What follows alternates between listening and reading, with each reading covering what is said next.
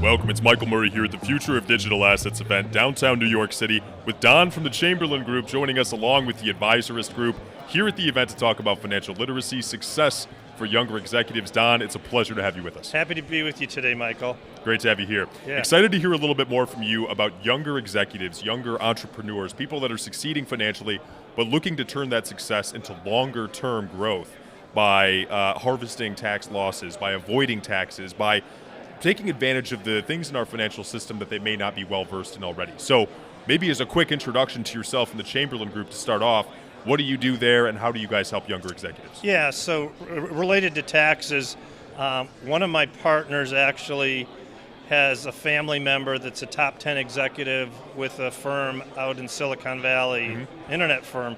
And so he said there's a need here for people 20, 30, 40-somethings that are making a lot of money, that don't know what to do with it, that don't know how to tax plan longer term, to really put together something where they could have strategies for themselves, for their families as they're growing these assets. So we came up with something called the tax management journey.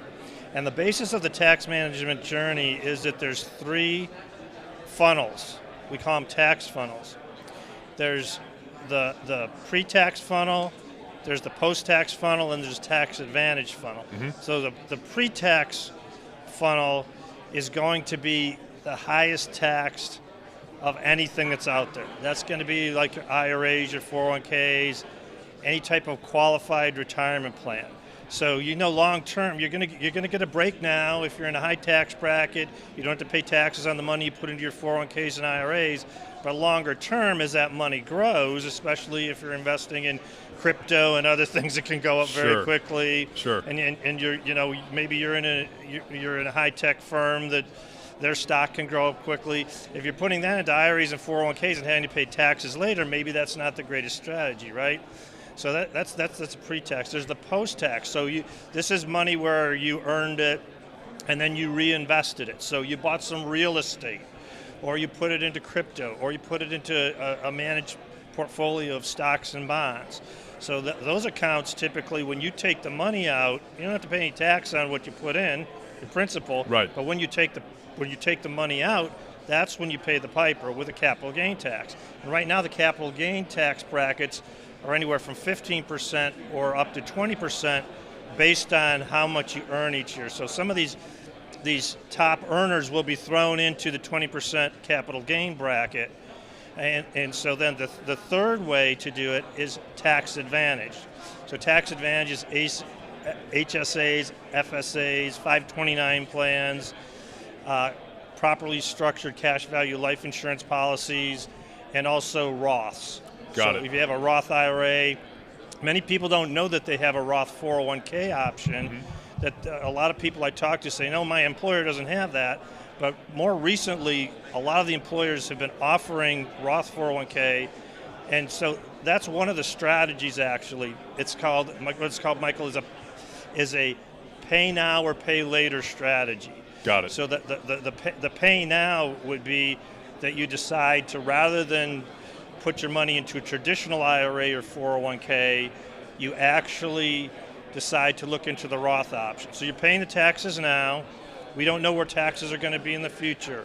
The tax brackets currently are pretty low, with having 37 to 39% being the top tax bracket for federal. Yep. But we've seen tax brackets much higher. After World War II, top tax brackets were 90%. Through the whole decade of the 1970s, they were 70%. Yeah. So a lot of people think taxes must go up with the budget deficit. I'll let your viewers decide what they think about taxes, but consider that when you're thinking about whether to put it into a Roth and pay now.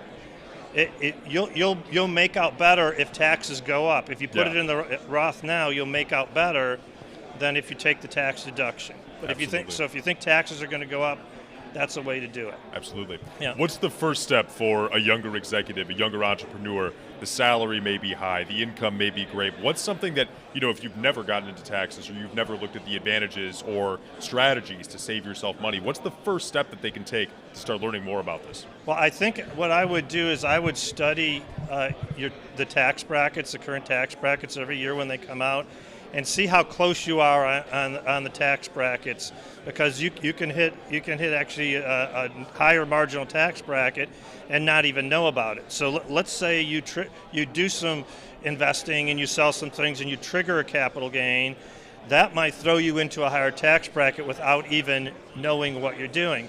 So knowing what your marginal tax brackets are and where you are currently each year before you make those transactions can be really important, because if you're too much into that next marginal tax bracket, your taxes could go up substantially. If you're close enough to the end of the year, you may want to wait till the next year, till January or February, to do that same transaction. Got it. That makes sense. Yep. And, for something else that, just give us a little peek into the mindset that you might want to have as a younger investor, a younger executive, for the long-term gains. We talked about this with another advisor here, Chris Gaddis, earlier today. Sure. But when you're looking at the long term and not just thinking about the next month or the next year and what you're going to do with your income, the long-term growth that you're going to be able to achieve by putting in the time and the effort and the money into your savings now for the long-term growth down the road.